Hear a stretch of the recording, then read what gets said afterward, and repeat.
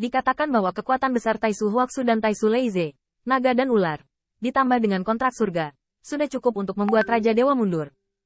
Lebih jauh lagi, kekuatan dari dua leluhur besar telah diberikan secara ekstrim, dan pertahanannya luar biasa.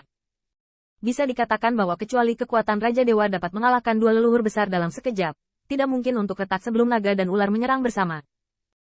Qin Yichan mengerti, dan dia bertanya-tanya lagi, jadi jika saya ingin melakukan kombinasi naga dan ular, apakah lebih tepat bagi saya untuk berubah menjadi naga?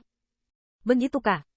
Hua Daoju setuju. Setiap ras memiliki kelebihan setelah evolusi, dan garis keturunan fisik masing-masing, serta bakat ras dan kekuatan supernatural, secara alami paling cocok untuk lingkungan ras.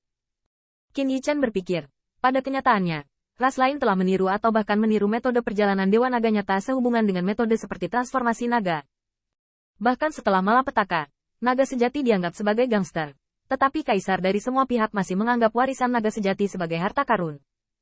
Sama seperti suku Siawang menemukan Celestial Broket dengan mengandalkan jenggot naga itu sebagai intinya, mereka bahkan membuatnya lebih dulu. Jika bukan karena Qin Yichan dan yang lainnya, setelah mendapatkan pakaian brokat hari itu, akankah ras Siawang tidak menyelidiki bagaimana mengendalikan harta karun ini dari umat manusia? Tetapi pakaian brokat surgawi direnggut kembali oleh mereka, dan melihat peluang dunia yang tak terbatas, Qin Yichan tidak memiliki keterampilan untuk melakukannya, dan tidak mungkin untuk menjaga semua peluang dari suku naga sejati. Tapi sayang sekali tidak ada garis keturunan naga yang sebenarnya, tidak ada jiwa naga dan roh naga, sama seperti Ye Gong adalah naga yang baik, sama seperti naga.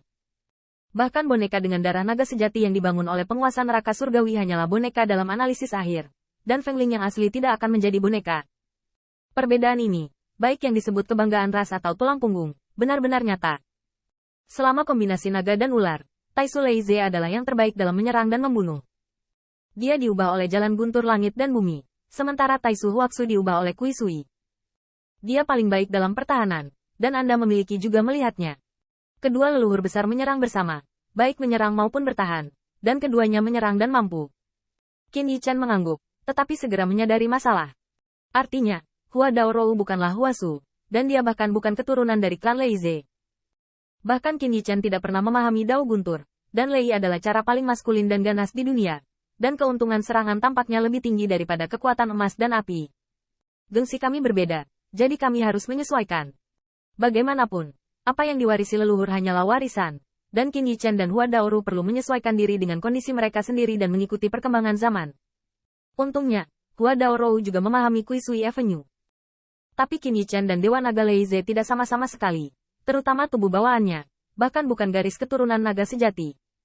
Darah naga sejati, nyatanya, jika Anda mau, Taisu Huaxu juga bisa memberikannya kepada Anda. Tapi sayang sekali kamu masih bisa menjelaskan darah Heze. Kamu bisa berinisiatif untuk menerima anugerah darah naga sejati. Salah satunya adalah darah naga sejati tidak diturunkan ke ras asing, dan yang lainnya adalah bahwa setelah Anda menerimanya, bagaimana klan Kaisar Ke menjelaskannya? Qin Yichan mengangguk, esensi dan darah naga sejati belum menjadi masalah. Belum lagi dia bisa berubah menjadi darah murni untuk membuka dunia rahasia darah naga sejati. Tetapi selama Ibu Huaxu mau, itu bisa benar-benar cocok dengan dia dan tubuh yang diperoleh. Tetapi garis keturunan naga sejati tidak menyebar ke ras asing, terutama di dunia saat ini. Namun, tidak masalah untuk mengubah naga atau sesuatu. Qin Yichan masih terjerat dalam bahasa aslinya, dan terlalu banyak bertarung dengan Hua Daoru untuk berlatih naga dan ular.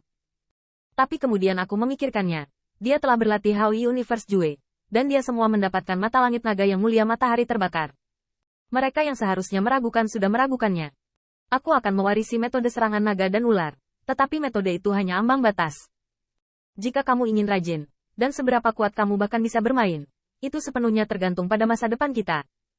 Saat dia berbicara, tanda naga putih di alis lembut Hua Dao berkedip, dan Qin Yichan merasa seperti roh surgawi yang matanya terbuka, dan dia bisa mengintip ke langit. Itu adalah guntur yang dahsyat di dunia yang luas, dan setiap jenggot naga sekeras cambuk guntur dan kilat. Itu adalah pertempuran yang sangat kejam, seperti kekuatan paling maskulin di dunia. Setiap skala naga cukup untuk mencerminkan kesusahan guntur 9 hari, dan mata naga ganda seperti Lei Qitian Yuan, menerangi segalanya dan membunuh semua kejahatan. Dan Bailong secara alami adalah permaisuri Huaxu, dia mengandung air bunga matahari, yang dapat menumpuk semua hal, menghidupkan semua hal, dan juga dapat menghancurkan semua hal. Dua bayangan naga saling silang, seperti dua orang yang menari di langit. Itu adalah pengaturan yang alami.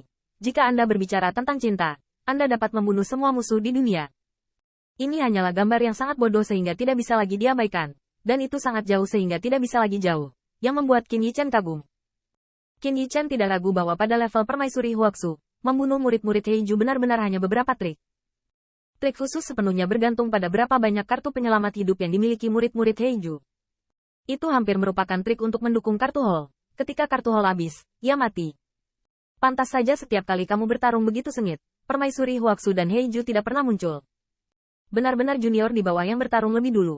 Sementara Daneng duduk di belakang dan melakukan pertempuran. Qin Yichen tersenyum. Dan metode serangan gabungan ular naga sangat sederhana. Terus terang, itu dia dan Hua Daoru. Menggabungkan kekuatan mereka sendiri secara ekstrim. Dan fusi Daowei secara ekstrim.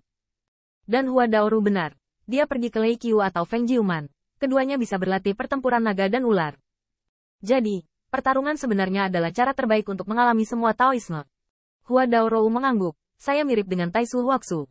Bagaimanapun, mereka berasal dari garis yang sama. Secara umum, mereka memiliki kemampuan menyerang dan bertahan. Tapi kau berbeda dari leluhur agung Leize. Tapi ada juga kesamaan, yaitu membunuh dan tirani. Dan bahkan cara pedangku pada awalnya digunakan untuk menyerang dan membunuh. Qin Yichen mengangguk. Sebenarnya, ini bisa dilihat dari harta yang dimilikinya. Artefak Kaisar Bihai dan kitab suci Tao bawaan Heze dapat digunakan untuk pertahanan. Tetapi itu hanya digunakan untuk pertahanan. Tapi nyatanya, banyak dari harta Qin Yichen kebanyakan digunakan untuk menyerang. Tapi tidak ada yang namanya jubah kaisar atau baju besi kaisar. Berbicara tentang ini, Qin Yichen tidak bisa membantu tetapi rakus brokat surgawi. Dalam pertempuran klan Senzi, dia juga memakainya untuk sementara waktu. Tetapi sayang sekali terlambat untuk mengalami sihir. Tapi Qin Yichen menyesal menyinggung Xiao Guai saat dia menambahkan pakaian brokat ke tubuhnya. Bailong Daoyin secara bertahap kembali tenang. Dan Qin Yichen juga menyadari bahwa, selanjutnya, siapa yang harus memilih untuk bertarung? Pergi cari permaisuri bodoh? Tidak, dia mungkin tidak akan setuju dengan para lajang. Kaisar Zia? Tidak, mertuanya sekarang adalah Dewa Gajah. Qin Yichen masih mengusap dagunya dan berpikir. Sementara Hua Daoru menghela nafas. Kita tidak harus pergi berperang untuk hidup dan mati. Tidak bisakah kita menemukan teman kita? Mata Qin Yichen berkedip. Siapa yang kamu cari? Saudara Yue Kong masih lumpuh sekarang. Tapi bukankah Tuan Bai akan kembali?